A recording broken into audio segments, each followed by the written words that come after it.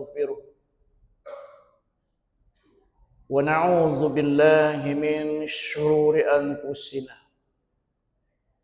ومن سيئات أعمالنا من يهده الله فلا مضل له ومن يضلل فلا هادي له. أشهد أن لا إله إلا الله وحده لا شريك له وأشهد أن محمدا عبده ورسوله لا نبي بعده. اللهم صل وسلم على نبينا محمد وعلى آله وصحبه أجمعين. أما بعد فيا عباد الله أوصيكم وإياي بالتقوى الله فقد فاز المتقون. فقال الله تعالى في القرآن الكريم: نعوذ بالله من الشيطان الرجيم بسم الله الرحمن الرحيم. يا أيها الذين آمنوا إن تتقوا الله يجعل لكم فرقانا ويكفر عنكم سيئاتكم ويغفر لكم والله ذو الفضل العظيم. Sadaqallah. Kita berlindung kepada Allah daripada godaan syaitan yang terkutuk dengan nama Allah yang Maha Pengasih lagi Maha Penyayang.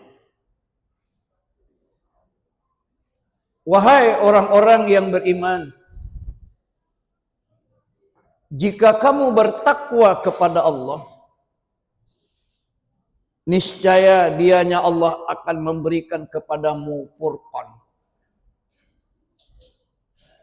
dan menghapus seluruh kesalahanmu dan mengampuni dosa-dosamu. Dan Allah mempunyai karunia yang besar. Maha benar Allah dengan segala firman-Nya. Al-Quran Surah Al-Anfal ayat 29. Bapak-bapak, saudara-saudara, kaum muslimin sidang Jumat yang berbahagia. Mengawali khutbah kita pada siang ini, marilah kita kembali menyampaikan puji dan syukur kehadirat Allah Subhanahu wa taala atas segala limpahan rahmat, nikmat dan karunia-Nya yang telah dicurahkan kepada kita. Di samping itu, salawat dan salam buat junjungan kita Nabi besar Muhammad sallallahu alaihi wasallam. Allahumma shalli ala Muhammad wa ala ali Muhammad. Ma'asyiral muslimin rahimakumullah. Kita baru saja usai melaksanakan pendidikan dan latihan selama 1 bulan penuh di bulan Ramadan 1447 Hijriah yang lalu. Selama hampir 1 bulan ini kita berhasil menahan hawa nafsu kita, sehingga benar-benar terasa begitu dekatnya kita kepada Allah. Siang malam kita lakukan serangkaian ibadah. Siang hari kita tahan lapar dan haus. Kita tahan diri kita dari segala hal yang membatalkannya. Itu semata-mata kita lakukan karena kita tunduk dan patuh kepada aturan-aturan Allah. Kita tinggalkan makan dan minum itu bukan berarti tidak ada yang hendak dimakan dan hendak diminum. Ada, banyak. Tidak ada orang yang melarang kalau seandainya kita mau makan di siang hari bulan Ramadan. Tidak ada yang melarang. Tapi kita menyadari dengan meninggalkan makan dan minum itu adalah jalan kita untuk menjadi hamba-hamba Allah yang bertakwa. Hampir 1 bulan ini kita datang ke masjid untuk sholat berjamaah. Luar biasa. Kita disiplin dengan waktu. Belum masuk waktu sholat kita sudah hadir di masjid. Kita sabar menunggu azan dikumandangkan. Kita isi waktu itu dengan zikir, doa, dan kita baca Al-Quran. Dan kadang-kadang kita pula yang menjadi muazin melantunkan suara azan untuk memanggil saudara-saudara kita menunaikan sholat 5 waktu sehari semalam. Luar biasa. Nah, artinya apa?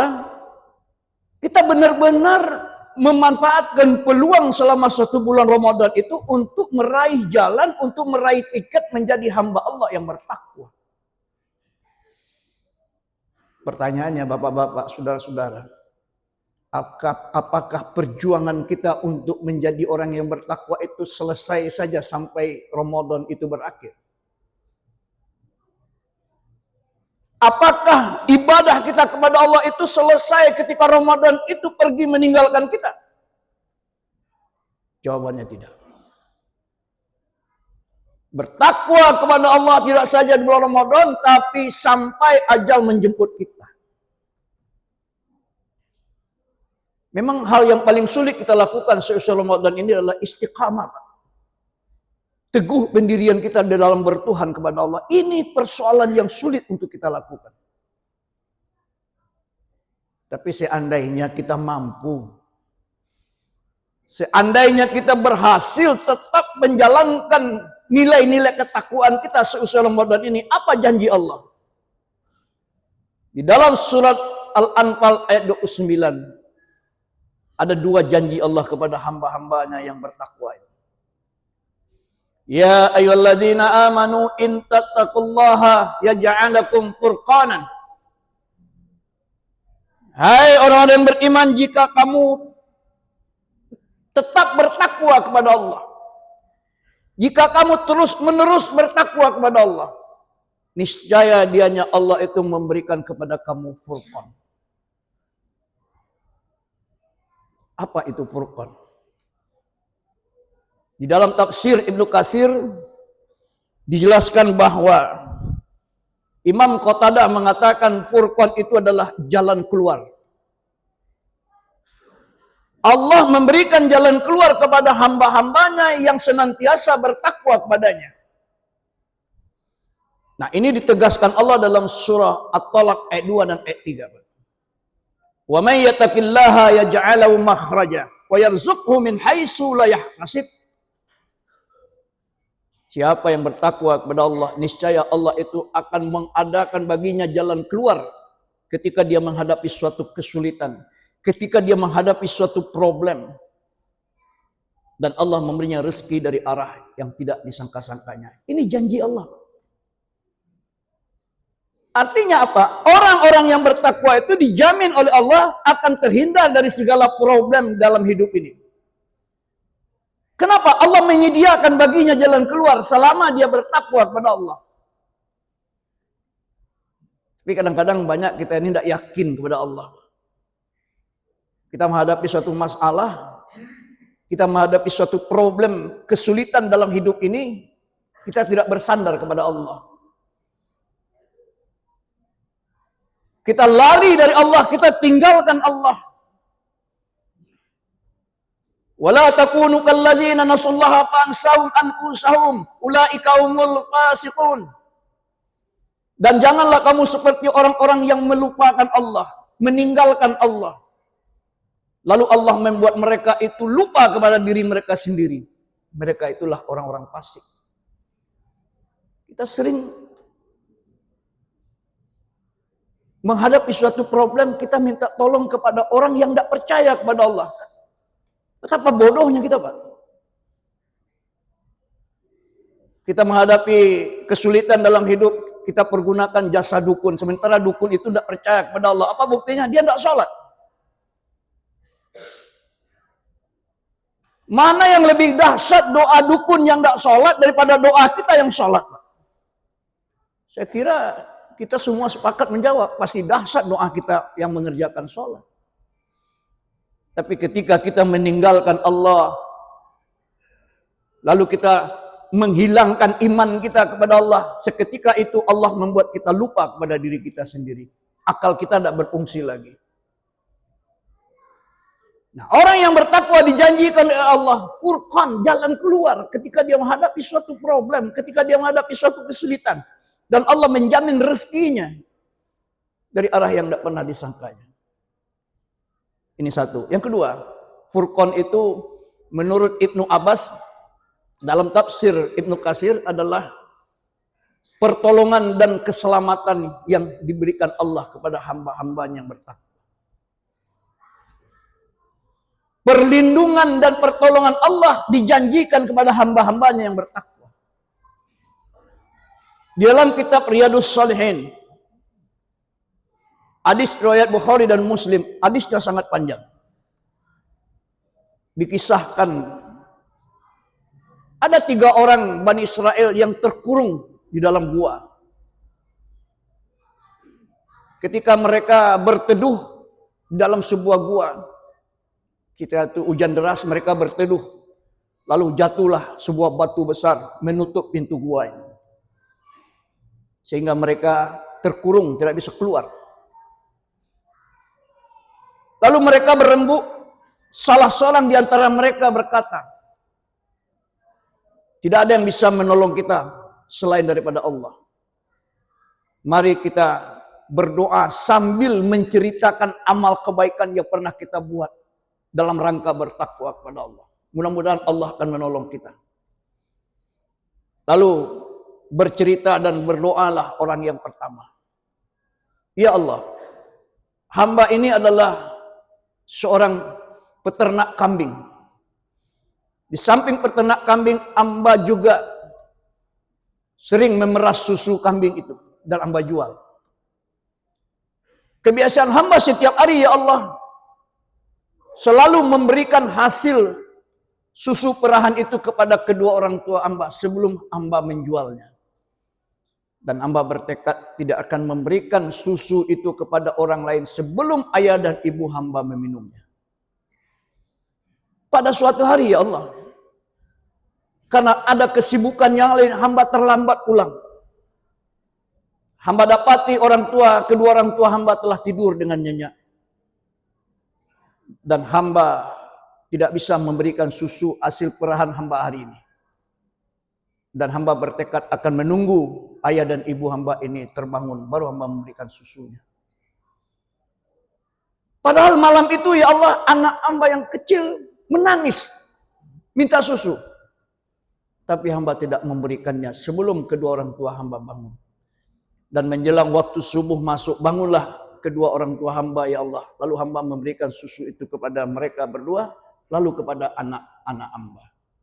Ya Allah, seandainya Engkau menganggap ibadah atau amalan hamba itu dalam rangka mencari ketakwaan kepadamu, ya Rabb, maka tolonglah kami, ya Allah. Tolong geser batu ini, keluarkan kami dari gua ini, ya Allah. Bergeser batu itu. Tapi mereka belum bisa keluar. Lalu bercerita dan berdoa pula orang yang kedua. Ya Allah, saya adalah seorang saudagar yang kaya raya. Banyak harta saya. Dan saya mempunyai anak paman saya, seorang gadis yang cantik jelita. Hamba telah lama mencintainya, tapi bertepuk sebelah tangan. Anak paman hamba tidak pernah menyambut cinta hamba. Pada suatu hari, ya Allah, keluarga paman saya mengalami kemiskinan, kebangkrutan. Datanglah anak gadis paman saya ini, minta tolong kepada hamba. Dalam pikiran hamba, inilah kesempatan untuk mendapatkan anak gadis paman saya ini. Lalu dia minta tolong, ya saudaraku, berilah kami bantuan untuk mengatasi kemiskinan kami ini. Lalu saya jawab, Kalau engkau mau tidur dengan aku malam ini, aku akan berikan 120 dinar untukmu. Karena dia dalam keadaan terpaksa, ya Allah. Dia setuju saja dengan permintaan hamba. Maka sampailah pada malam yang dijanjikan. Datanglah anak paman saya untuk menyerahkan dirinya kepada hamba. Tapi sebelum melakukan perbuatan terkutuk itu, anak paman hamba berkata, "Hai saudaraku, janganlah engkau menghalalkan sesuatu yang diharamkan Allah untuk kamu lakukan." Mendengar itu saya kaget dan terkejut. Akhirnya saya suruh dia pulang. Saya berikan uang dia 120 dinar. Ya Rob, kalau perbuatanku itu engkau anggap sebagai perbuatan untuk mencari ketakwaan kepadamu, ya Rob, maka selamatkan kami. Buka pintu gua ini, ya Allah. Pintu itu, batu itu bergeser. Tapi mereka belum bisa keluar. Lalu tinggal satu orang lagi bercerita dan berdoa kepada Allah. Orang yang ketiga ini bercerita, "Ya Rob, saya ini seorang majikan. Banyak pegawai-pegawai hamba. Banyak pekerja-pekerja hamba. Setiap hari hamba membagikan, setiap sore hamba membagikan gaji-gaji karyawan hamba, ya Allah. Tapi ada satu orang di antara karyawan hamba itu tidak datang menjemput gajinya. Sudah lama hamba tunggu, dia tidak datang-datang. Akhirnya hamba putuskan menginvestasikan upah dan gaji yang tidak diambilnya ini. Hamba belikan hewan ternak. Lalu dia berkembang sehingga menjadi banyak. Lalu sudah lama datanglah anak buah saya yang tidak mengambil gajinya untuk menuntut haknya. "Hai Tuhan, saya datang kemari untuk mengambil gaji saya yang belum diambil." Lalu saya jawab, "Itulah gaji-gajimu, hewan-hewan ternak yang sedang bermain di sana. Engkau jangan menghina saya, Tuhan. Saya kira gaji saya tidak sampai segitu." "Memang itu gaji kamu. Karena kamu tidak datang-datang, saya belikan sepasang hewan ternak, lalu dia berkembang. Silakan kau bawa, itu adalah hakmu." Lalu dia membawa semua hewan-hewan ternak itu. "Ya Rob, kalau perbuatanku itu engkau anggap sebagai perbuatan yang untuk mencari ketakwaanmu, ya Rob, bebaskan kami, ya Allah. Buka pintu gua ini, ya Allah. Geser batunya." Bergeser batu. Akhirnya mereka bisa keluar. Apa inti daripada kisah itu? Bahwa Allah akan menolong hamba-hambanya selama hambanya itu bersandar dan bergantung kepadanya. Selama hambanya itu bertakwa kepadanya. Nah, oleh karena itu, bertakwa kepada Allah tidak bulan Ramadan saja, tapi sampai kita dipanggil oleh Allah untuk kembali kepadanya. Yang ketiga, Ibnu Ishaq dalam tafsir Ibnu Katsir juga mengatakan, Furqan itu adalah kemampuan yang diberikan ke Allah kepada hamba-hambanya yang bertakwa untuk membedakan mana yang baik, mana yang buruk, mana yang halal, mana yang haram. Artinya apa? Orang yang bertakwa itu terpelihara dari perbuatan-perbuatan yang dilarang oleh Allah. Kenapa? Karena kemampuannya. Rasa atau feeling yang diberikan Allah. Kalau ini saya kerjakan, Allah pasti marah. Kalau ini saya lakukan, pasti Allah murka. Kalau ini saya lakukan, insya Allah saya akan mendapat pahala. Ada semacam rasa diberikan Allah kepada hamba-hamba yang bertakwa. Lalu yang kedua, bapak-bapak, saudara-saudara, keuntungan orang yang bertakwa itu janjikan Allah dalam ayat ini, wa yaghfir lakum wa yukaffir ankum sayyi'atikum wa yaghfir lakum. Allah akan menghapus kesalahan-kesalahannya.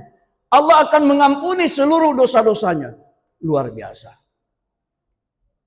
Dosa kita ketika remaja, dosa kita ketika dewasa, dosa kita ketika masuk masa tua ini, Pak, dihapus oleh Allah semuanya. Kalau kita senantiasa bertakwa kepadanya. Kenapa? Bagi Allah itu adalah persoalan yang mudah. Karena Allah itu mempunyai karunia yang besar. In wallahu dzul fadlil azim. Dan Allah itu mempunyai karunia yang besar. Mudah bagi Allah mengampuni dosa kita. Bahkan kata Nabi, seandainya kamu terlanjur berbuat dosa, lalu dosa-dosamu itu ditumpuk sampai setinggi langit, lalu kamu bertobat dan minta ampun kepada Allah dengan tobat nasuha, dengan rasa ketakwaan, niscaya Allah akan mengampuni seluruh dosa-dosamu. Oleh karena itu, bapak-bapak, saudara-saudara yang saya muliakan, mari jangan pernah kita meninggalkan ketakwaan kita kepada Allah. Apa maksudnya? Jangan pernah kita mengabaikan apa yang menjadi perintah Allah dan mengerjakan apa yang menjadi larangan Allah. Ini yang tidak benar. Bertakwa kepada Allah tidak di bulan Ramadan saja dan tidak ketika masa muda saja, tapi kapan saja, di mana saja, dan dalam kondisi yang bagaimanapun juga. Nabi mengatakan dalam hadis beliau, orang yang selamat hidupnya dunia dan akhirat adalah ittaqillah haitsuma kunta, yaitu orang yang bertakwa kepada Allah di mana saja, kapan saja, dan dalam keadaan yang bagaimanapun juga. Mudah-mudahan khutbah yang singkat ini bermanfaat untuk diri kami dan untuk kita semua. Fa'tabiru ya ulil absar la'allakum tuflihun.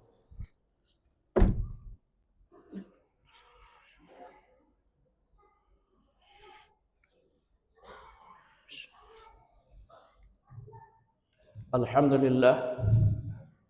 Alhamdulillahillazi arsala rasulahu bil huda wa dinil haqq liyuzhira 'ala ad-dini kullih walau karihal musyrikun. Asyhadu an la ilaha illallah wahdahu la syarika lah wa asyhadu anna Muhammadan 'abduhu wa rasuluh la nabiyya ba'dah. Allahumma shalli wa sallim ala nabiyyina Muhammad wa ala alihi wa sahbihi ajma'in. Amma ba'du. Fa ya ibadallah, ittaqullaha haqqa tuqatih wa la tamutunna illa wa antum muslimun. Qala Allah Ta'ala fil Qur'anil Karim. A'udzu billahi minasy syaithanir rajim. Bismillahirrahmanirrahim. Wal 'ashr. Innal insana lafi khusr illa alladhina amanu wa 'amilus shalihat wa tawassaw bil haqq wa tawassaw bis sabr. Innallaha wa malaikatahu yusholluna 'alan nabi. Ya ayyuhalladzina amanu shallu 'alaihi wassallimu taslima. Allahumma shalli 'ala Muhammad wa 'ala ali Muhammad kama shallaita 'ala Ibrahim wa 'ala ali Ibrahim wa barik 'ala Muhammad wa 'ala ali Muhammad kama barakta 'ala Ibrahim wa 'ala ali Ibrahim fil 'alamin innaka Hamidum Majid. Allahumma ighfir lil muslimin wal muslimat wal mu'minin wal mu'minat al ahya'i minhum wal amwat innaka sami'un qaribun mujibud da'wat ya qadiyal hajat. Rabbana zalamna anfusana wa illam taghfir lana wa tarhamna lanakunanna minal khasirin. Allahumma innaka 'afuwun tuhibbul afwa fa'fu 'anna ya karim. Allahumma khtim lana bihusnil khatimah wa la takhtim alaina bisu'il khatimah. Rabbana atina fid dunya hasanah wa fil akhirati hasanah wa qina azabannar. Ibadallah, innallaha ya'muru bil 'adli wal ihsan wa ita'i dzil qurba wa yanha 'anil fahsya'i wal munkari wal baghi ya'izukum la'allakum tadhakkarun wa la dzikrullahi akbar.